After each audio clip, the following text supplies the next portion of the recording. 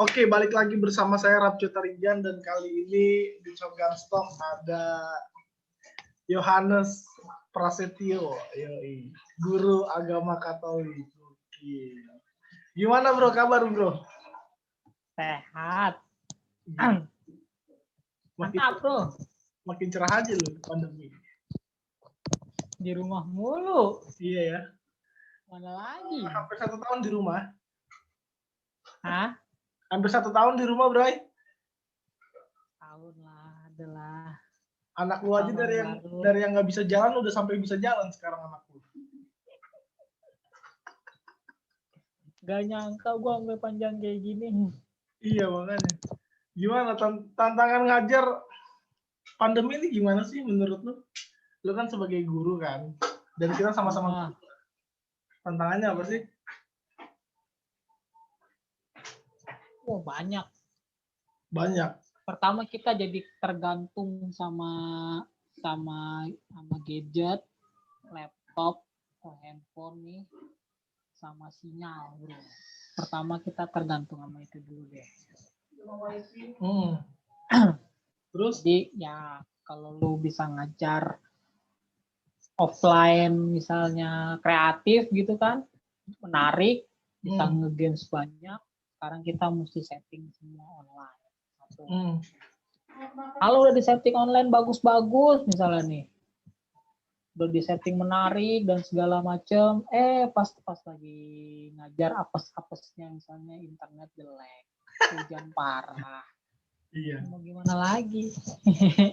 Ya mau nggak mau plan B-nya ya kasih tugas. Iya, benar. Tapi kontrol kita sebagai guru ada tantangan nggak sih? Maksudnya kalau ada anak yang nggak ngerti kan bisa kita kontrol dalam kelas seperti itu. Tapi kalau ada jelas. Kalau online begini gimana cara kontrolnya? Lu sendiri? Pertama ya, kalau misalnya kontrol pengetahuan ya, kan pertama kan memang tidak hanya transfer ilmu, tapi transfer yang lainnya juga kan bro. Cuman mau nggak mau kalau transfer ilmu, cara ngontrolnya ya berarti kita ngelihat dari tugas tuh bocah. Ya salah satu cara paling gampang ya tugas bocah. Sampai di mana dia pemahamannya, itu yang paling gampang pertama dari tugas-tugas yang kita kasih. Cuman kan kadang-kadang kan bocah mungkin sepet juga kali ya nggak tugas lagi, yang mau nggak mau kita pakai cara yang lain. Diminta gantian, jadi mereka yang ngajar, mereka yang presentasi. Itu gue lebih nyaman kayak gitu tuh kalau sama anak-anak kelas atas tuh, SMA ke atas tuh mereka tuh udah enak lah. Cuman kan kalau misalnya SD gue nggak tahu, cuman kayaknya berat deh kalau misalnya. Iya. Metode riset itu memang akhirnya kita perlukan ya, maksudnya akhirnya anak-anak kita arahkan untuk mereka cari sendiri gitu. Akhirnya dalam masa pandemi kayak gini kan. Dan salah satunya itu. Buat gue sendiri sih bagus. Akhirnya mereka juga ternyata mencari sendiri dan tahu sendiri gitu loh. Ada plus minusnya sih memang gitu loh. Walaupun kadang-kadang tidak sesuai dengan apa yang materi kita bikin, ternyata anak menemukan hal yang lebih baru seperti itu. Kan itu bisa saling sama-sama melengkapi seperti itu. Nah, materi-materi agama Katolik itu apa aja sih? Gue tuh penasaran sih. Lu mau kelas berapa? Gue banyak bukunya nih di sekitar. Kelas 7. Kelas 7 tuh enak. Masih berkaitan dengan kehidupan sehari-hari. Oke. Nah, kalau misalnya offline nih, kelasnya ada, ya taruhlah ada 10-an. Itu enak tuh buat dimainin kayak games.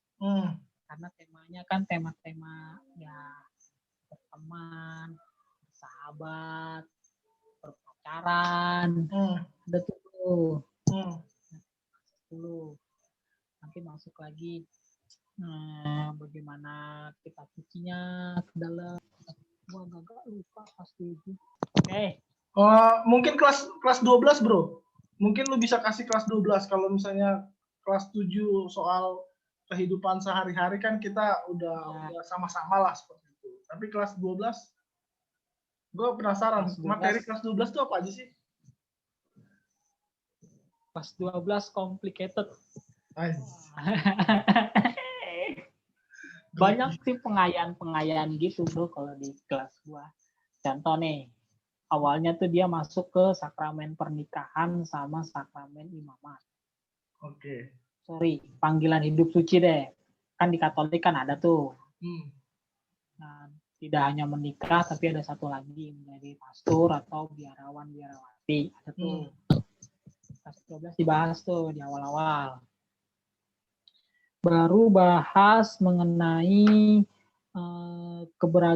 pertamanya keberagaman hidup bermasyarakat. Gue belajar agama-agama lain, coy. Nanti kita bahas satu-satu. Jadi gue ngajar agama Katolik, tapi pas ngajar kelas 12 tuh gue kayak ya perlu tahu-tahu agama Kristen, perlu tahu agama Islam, perlu tahu agama Hindu, Buddha, perlu tahu gue, coy. Habis itu baru bagaimana gereja Katolik, pandangan gereja Katolik terhadap agama lain. Oke. Wow. Okay. Itu dua hal penting yang kelas 12 pelajari ya? Iya, kurang lebih itulah. Di masa pandemi ini gue ngajarin itulah. Oke. Sakramen imamat itu sebenarnya apa, bro? Kalau dalam tradisi Katolik ada berapa sakramen sih sebenarnya? Kalau Protestan kan 2. Baptis sama perjamuan kudus. Katolik ada berapa? 7. Oke. Ya.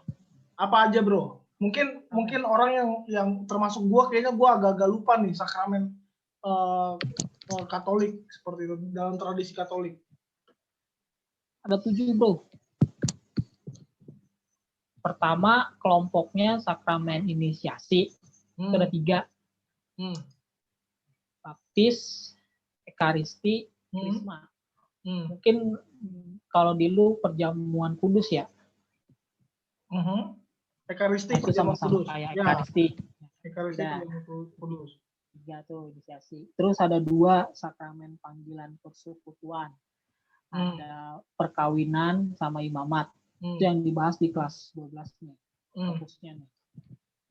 Sama sakramen penyembuhan, ada pengurapan orang sakit sama tobat. Yang masalah waktu itu sama Martin Luther tuh sakramen tobat. 7.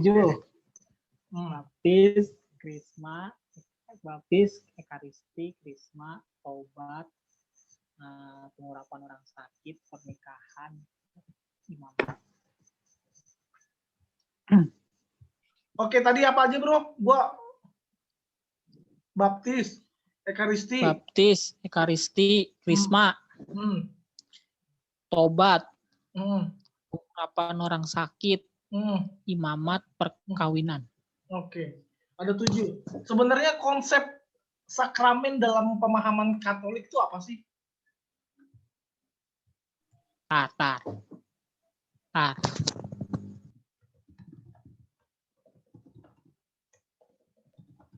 Dalam Katolik, sakramen yang gue tahu nih ya, sepintas nih ya. Sakramen itu pertama dibentuk oleh Yesus Kristus. Dasar kitab sucinya ada, tindakan Yesus Kristusnya ada, berarti 1. Yang kedua, sakramen itu lebih kepada rahmat dari Allah yang menyelamatkan dan kelihatan. Jadi rahmat Allah yang kelihatan untuk menyelamatkan. Itu deh pandangannya. Jadi kelihatan, bro. Dan rahmat. Wow. Berarti 7 sakramen itu diambil dari peristiwa kehidupan Kristus ketika Kristus masih hidup. Wow. Ya. Diteruskan oleh para rasul. Perdana. Hidup sampai sekarang. Itulah asarannya, gitulah yang gue paham lah. Dari Allah yang kelihatan. Rahmat jadinya kan. Oke, wow. Nah, ini menarik bro. Maksud gua, mungkin lu bisa jelasin sedikit makna dari sakramen-sakramen ketujuh itu bro. Mungkin gua agak lupa. Banyak. Biar orang kan tahu, wih Katolik nih keren nih gitu loh. Ya kan gua gara-gara kecil Katolik bro. Iya, siapa tahu kan bro, ada yang pengen punya pacar orang Katolik kan di viewer gua bisa jadi ya kan dia mengenal dulu Katolik itu seperti apa kan. Jadi 3 pertama tuh kira-kira masuk ke dalam gereja inisiasi namanya. Baptis.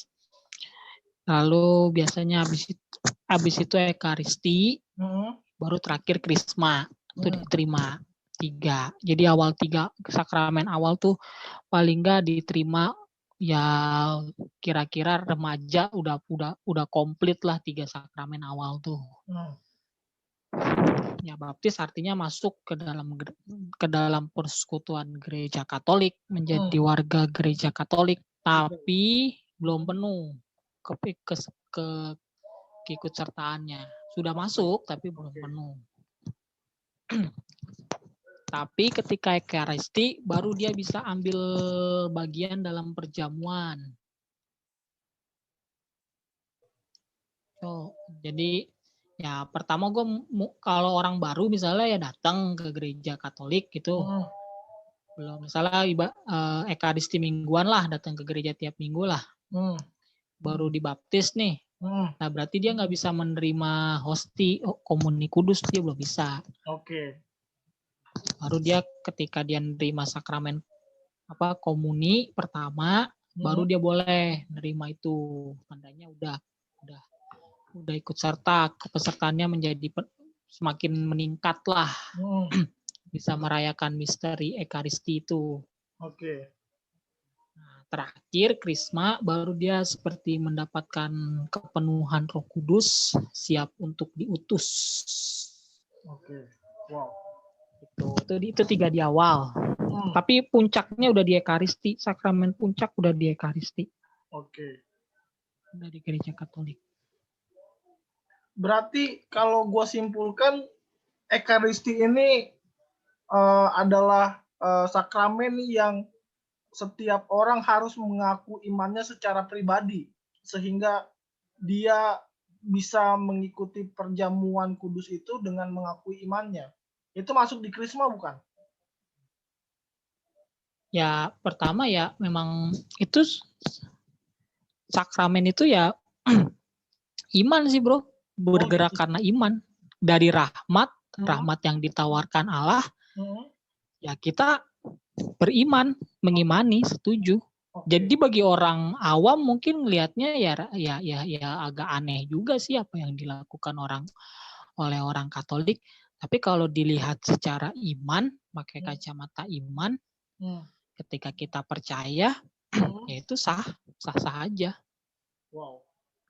Dan kita hidupi itu. Oke, kalau seandainya ada orang Protestan masuk Katolik, apakah harus mengambil sakramen ini lagi? Itu yang jadi pertanyaan.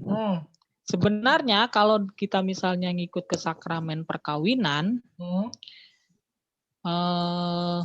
biasanya ya kalau kan sekarang kan mungkin banyak denominasi gereja Kristen kan, tahu tuh ada banyak. Cuman awalnya gereja Katolik tuh masih menerima baptisan dari gereja Kristen asalkan rumusan atau forma dari gereja Kristen itu sifatnya trinitas. Dalam forma pembaptisannya ada pengucapan membaptisnya dalam nama Bapa, Putera, dan Roh Kudus. Oke. Trinitas sifatnya. Gitu. Tapi biasanya supaya tidak menimbulkan keraguan baptis, biasanya dibaptis ulang untuk. Oh gitu. Ya, tapi ya kalau misalnya bisa dibuktikan dengan sifatnya baptisannya triniter, ya nggak perlu dibaptis lagi. Kalau ada pembuktian. Tapi sebetulnya sifat baptisan atau sakramen kan sekali seumur hidup, bro. Iya, memang. kalau dibaptis ulang berarti nggak ini dong. Tidak mengikuti apa yang Yesus lakukan. Yesus kan melakukan sekali seumur hidup. Pembaharuan karena terkait formanya. Kalau dalam gereja Katolik ya. Karena pengiman dalam gereja itu karena iman gereja Katolik ya pertama saya nggak tahu yang ada di gereja Protestan ya. Jadi iman yang ditekankan adalah iman Trinitas. Jadi bukan hanya kepada anak. Aku membaptis engkau dalam nama Putra itu kurang cukup. Atau Roh Kudus doang gitu nggak bisa ya? Atau Roh Kudus doang ya nggak bisa. Triniter sifatnya. Oke, mantap. Kalau bisa dibuktikan, ya nggak perlu lagi kalau bisa dibuktikan. Mantap ini. Wow. Lanjut. Sakramen yang lain. Perkawinan. Aduh, kenapa dalam gereja Katolik perkawinan itu menjadi sekali seumur hidup?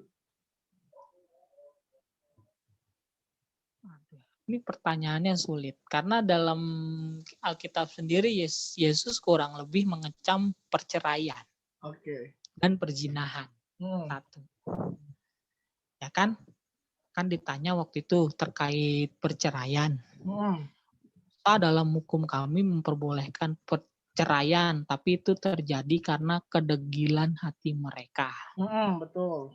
Aslinya lah apa yang sudah dipersatukan Allah tidak bisa diceraikan manusia. Itu pegangannya. Sebenarnya sih di balik sifat itu ada nilai kesetiaan dan nilai-nilai yang lainnya yang sebenarnya masih dijaga ketat oleh gereja Katolik. Tapi itu bro. Ayat 9 ini Matius 19 ayat bisa dalam kitab suci ada tulisan seperti itu. Tapi rasa-rasanya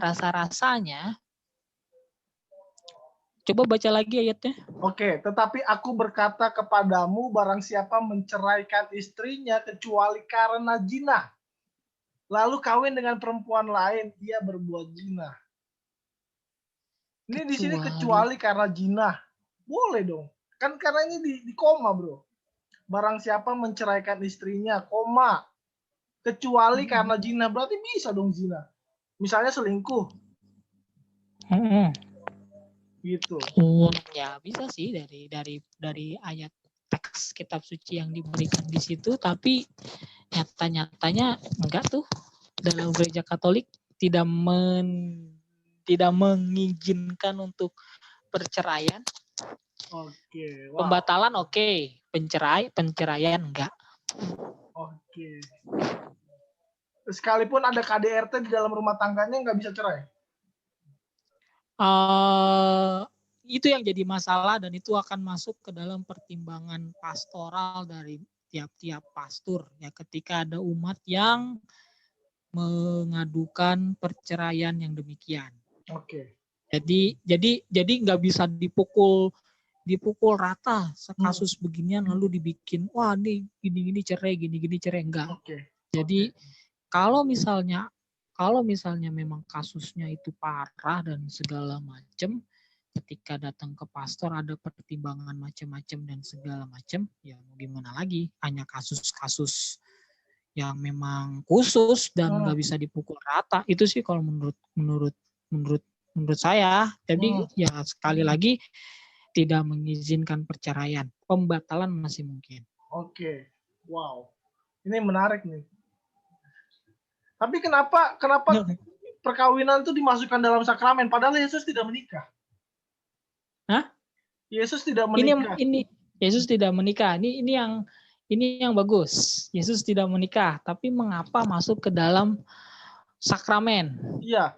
Sekali lagi penetapan sakramen pertama memang ditekankan dari tindakan-tindakan Yesus, tapi mungkin bisa dikaitkan dengan perkawinan di Kana, bro, ketika Yesus memberkati perkawinan yang ada di situ. Gokil. Iya benar setuju. Cuman sebenarnya enak melihatnya karena ketika kita lihat pembagiannya itu kan mungkin di awal tuh kan sakramen inisiasi diterima ketika orang baru malah lahir kembali lah istilahnya. Betul. Kalau nggak lahir dari bayi, kalau nggak bisa dibilang lahir dari bayi ya lahir kembali ketika mau masuk ketika ke agama Katolik. Lalu ya ini sakramen ini masuk ke dalam sakramen pilihan hidup. Oke. Jadi ya dalam gereja bisa memilih untuk menikah, diberkati juga oleh Tuhan. Karena sakramen kan tadi awalnya kan tanda sarana yang menyelamatkan dari Allah yang kelihatan. Jadi yang baik yang mau menikah, apa yang mau jadi pastor imamat, ya dua-duanya yang menyelamatkan. Oke, wow. Lalu terakhir ya penyembuhan. Sorry Mas, masih ngomongin pernikahan. Oke, berarti landasannya adalah Yohanes 2 itu, ayat 1-11 soal perkawinan di Kana. Itu cuman sepintas di pikiran gua. Tapi nanti gua tanya deh, gua cari deh. Tapi kalaupun itu, memang itu memang masuk dalam apa landasan teologis berpikir gereja Katolik, sah-sah aja gitu loh. Karena kan itu enggak, ini pendapat gua. Bedain, bukan pendapat gereja karena gua nggak yakin. Oke. Dan nanti kalau misalnya gua ketemu entah dari mana dasarnya atau mungkin dari tradisi gereja dan tradisi bapak-bapak bangsa atau dari tradisi para rasul, nanti gua kasih tahu deh. Oke, wow. Di kolom seterusnya. Ini menarik. Lalu sakramen imamat itu apa, Bro? Sakramen imamat itu sakramen yang diberikan bagi para pria. Jadi dalam gereja Katolik masih mengakui para pria yang mengkhususkan dirinya untuk melayani Allah dengan terlibat dalam, penjelasannya rumit karena gue sendiri agak lupa untuk sakramen ini. Intinya dia mengkhususkan dirinya untuk melayani Tuhan. Oke, bisa dibilang seperti pastor kayak gitu. Ya, jadinya kalau dalam bentuk hierarki gereja itu tentu disiapin dari awal ya, Bro. Karena gue sendiri dulu juga pengen jadi pastor tapi nggak jadi. Calon pastor gagal gue nih. Gitu. Ya gitu, Bro. Setiap panggilan orang kan berbeda-beda, Bro. Ya, ngerti. Jadi awalnya mungkin dari seminari atau dari kongregasi atau dari ordo di mana dia memilihnya, baru ditabiskan menjadi diakon, masuk ke dalam sakramen imamat, baru ke dalam tabisan imam. Jadi ada tabisan diakon, tabisan imam, dan terakhir yang paling tinggi tabisan uskup. Wow. Keren.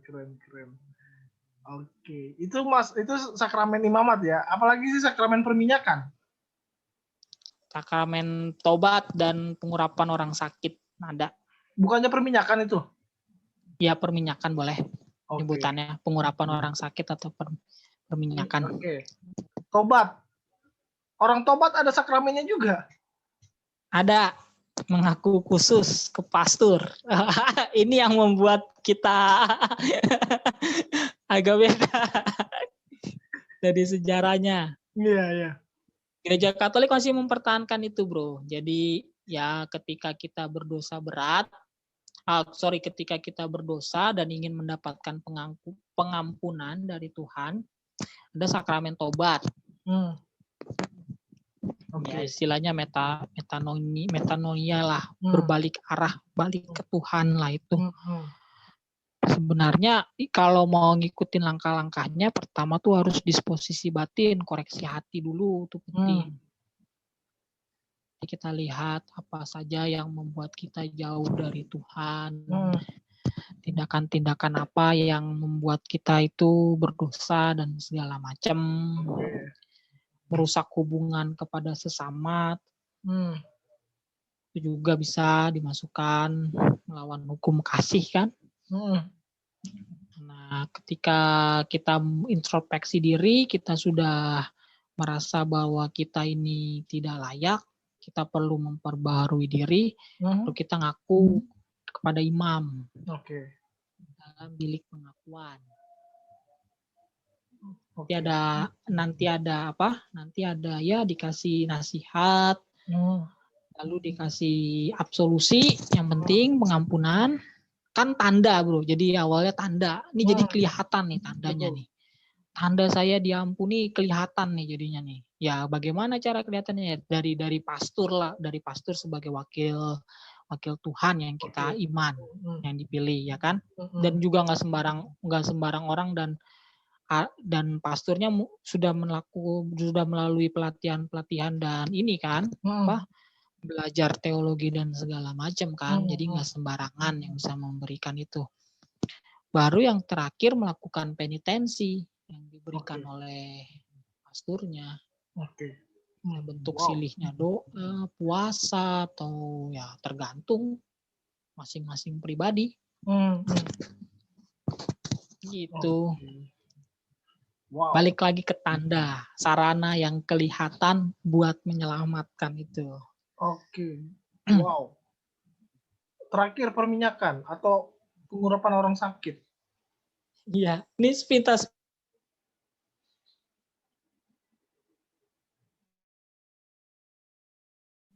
Nah, pengurapan orang sakit nih, orang sakit ada sakramennya? Gimana nih? Ada. Oh, iya. Sebelumnya mungkin kalau kurang jelas bisa di komen, nanti bisa dijawab ya. Karena ya kan, kalau subscriber lu mau nanya karena mungkin penjelasan gua atau bagaimana ya mau maklum. Tapi nanti gue coba bantu dah. Oke. Itu ya. Iya. Oke. Gimana nih pengurapan orang sakit?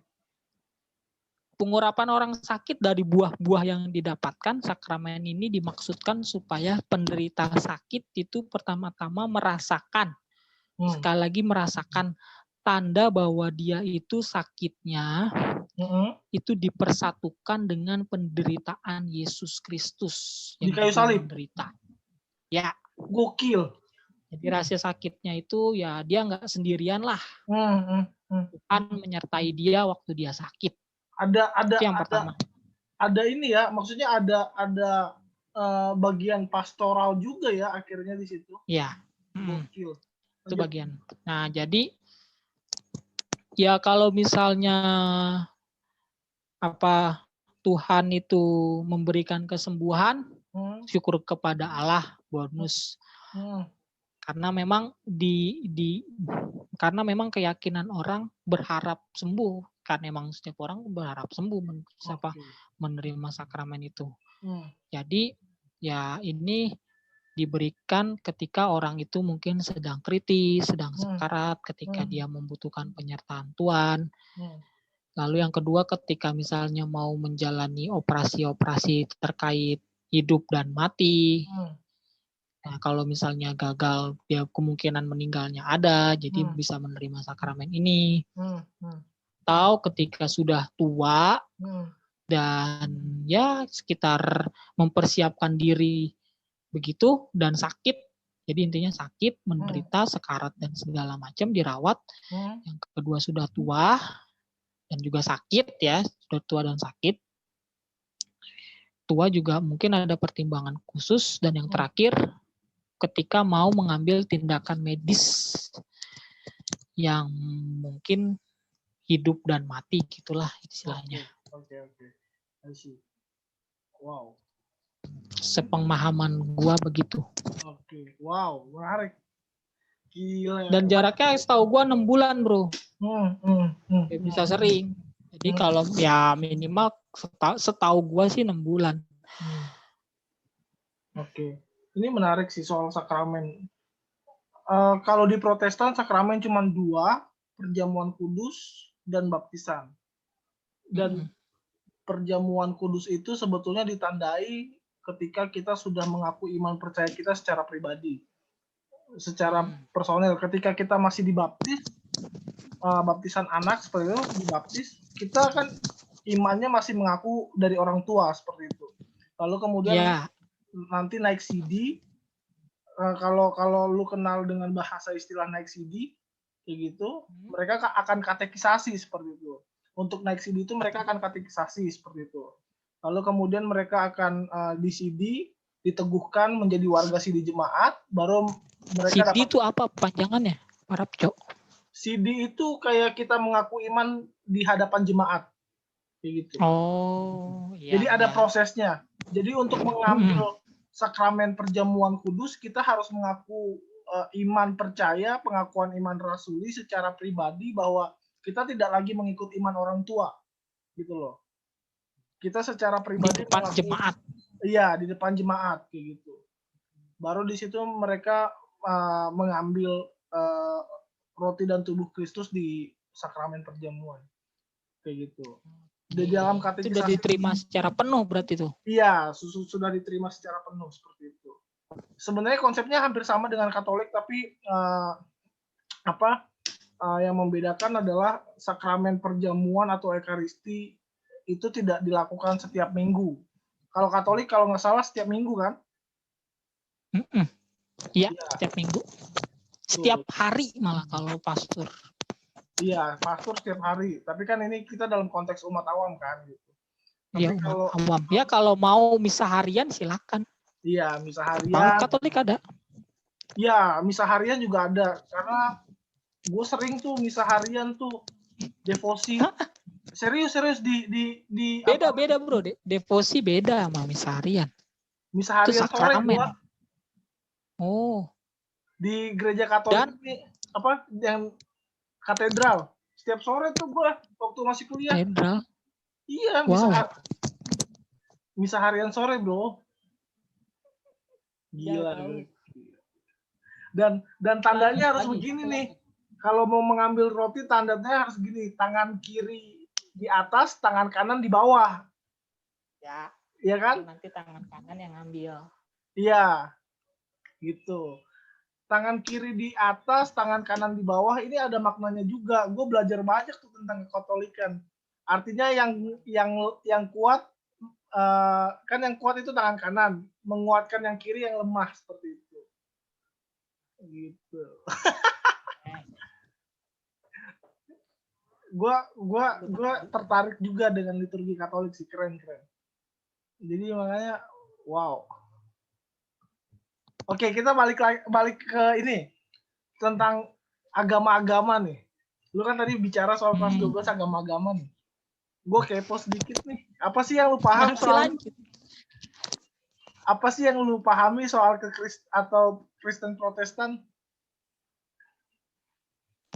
Wah. Jadi kita belajar tentang menyinggung sedikit sejarah gereja. Jadi bagaimana kita saudara seiman dengan dari Kristen Protestan, saudara seiman. Bagaimana melihat proses waktu itu perpecahan yang terjadi antara gereja Katolik dan gereja Kristen, juga membahas itu. Martin Luther. Selebihnya karena kan gak hanya Kristen doang, Islam juga ada. Bagaimana agama Islam yang terpenting dalam agama Islam, lalu agama Hindu, agama Buddha, terakhir bagaimana pandangan gereja Katolik terhadap agama-agama tersebut. Kelas 12 tuh. Wow. Tapi bro, sebetulnya Martin Luther itu tidak sepenuhnya ingin mereformasi gereja. Yang dia kritik kan soal surat indulgensi itu kan. Selebihnya kan ajarannya tetap sama. Martin Luther tidak mengubah atau mereformasi liturgi. Yang dia kritisi hanya surat indulgensi aja ketika itu. Tapi kan konteksnya pada waktu itu kan gak lepas juga dari kekaisaran di Eropa, bro. Iya sih, benar. Jadi ya masuk ke agama, politik dan segala macam ya merembet kemana-mana dah tuh jadinya. Iya, memang karena kondisi sosiopolitiknya juga mendukung untuk itu. Padahal sebenarnya Luther tidak bermaksud. Orang Luther juga orang Katolik kok. Rahib di Ordo Agustinian kan. Dosen teologi kalau nggak salah. Iya, dia tuh cuma iseng-iseng doang diskusi. Ada beberapa tesis dia, 90 tesis kan. Ditempelin di Wittenberg, orang notice kan. Oh, ini tulisan bagus nih. Aduh, ya gitu. Jadi ngelihat agama-agama, pokok-pokok ajaran dari masing-masing agama, sama pendirinya siapa, sepintas lah sejarah agama itu dibahas juga di kelas 12. Wow, menarik. Ya, gue sih ngelihatnya kalau untuk kita ngomongin Protestan sedikit ya, gue ngelihatnya reformasi ini udah 500 tahun tapi justru semakin banyak perpecahan, bro. Ngerti nggak? Kok bisa? Semakin banyak denominasi gereja. Pusing kan? Gini. Sebenarnya gue juga ngelihatnya awalnya begitu, bro. Gereja Kristen Protestan nih denominasinya banyak, ya kan? Cuman berpikir positif aja lah. Iya dong. Karena kalau misalnya dilandasi dengan Roh Kudus, itu akan hidup. Kalau raginya yang aneh-aneh, pasti akan mati. Gitu aja. Gokil. Atau persebarannya kalau nggak sifatnya universal dan melawan HAM pasti akan mati menurut gua. Karena agama manapun kalau nggak universal dan melawan HAM itu pasti akan ditolak. Wow. Menarik. Tapi tanggapan lu sendiri soal perpecahan dalam maksudnya kita ambil sejarah gerejanya, ketika kemudian Protestantisme itu lahir di Eropa 15-12, lu sepakat nggak sih ada perpecahan itu awalnya? Refleksi ya, jadinya refleksi nih ya, refleksi. bukan sebagai ini ya. Sebenarnya ya kalau kita lihat peristiwa, kalau jadi bijak aja lah bro. Negatifnya pasti ada tuh bro, pecah, ya kan? Pasti ada negatifnya, banyak malah tuh. Pecahan, perang kan itu pasti jadi perang, jadi pentas politik dan segala macamnya. Cuman positifnya salah satu lagi kan gereja jadi merasa sadar dan perlu ada pembaharuan juga kan sebenarnya. Sisi positifnya. Jadi ya di satu sisi ya memang negatifnya ada banyak, tapi positifnya juga ada. Muncul tokoh-tokoh gereja yang sifatnya ingin memperbaharui gereja dari dalam untuk memperbaiki kondisi gereja yang ya secara institusional manusiawi ya pasti ada kekurangannya. Dan itu dengan adanya perpecahan itu ya tergugah untuk memperbaiki diri ya jadi semakin baik kan. Meskipun ada negatifnya. Itu sih pendapat pribadi gue. Wow. Iya, menarik karena di Konsili Vatikan kedua tuh Katolik lebih membuka diri loh. Gue seneng banget. Gokil. Gue baca dokumen Konsili Vatikan kedua tuh, wow, gila. Jadi benar-benar menghargai perbedaan, menghargai pendapat, membuka diri terhadap orang lain seperti itu, ajaran-ajaran lain seperti itu. Ada. Wow. Gila, keren banget ini. Ini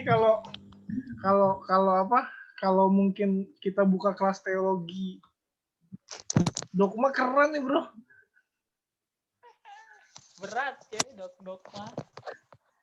Tapi gue lebih senang tadi pas lu ngasih gue teks kitab suci loh. Kenapa? Kita buka bagaimana membaca teks kitab suci dan soalnya gini bro, ketika baca kitab suci itu pasti nemu ada hal-hal baru yang bisa ini nih modal hidup ada nih ketika bagian kitab suci pasti ada bro. Kalau dogma kayaknya berat Oh, kapan-kapan suci enak. Mantap, gue demen. Kapan-kapan kita bahas teks Zacchaeus tentang ini, tentang apa? Tentang bagaimana orang-orang yang berdosa, yang kita anggap berdosa, kita rangkul. Itu menarik, bro. Boleh. Kalau mau, next selanjutnya. Iya. Karena kan siap.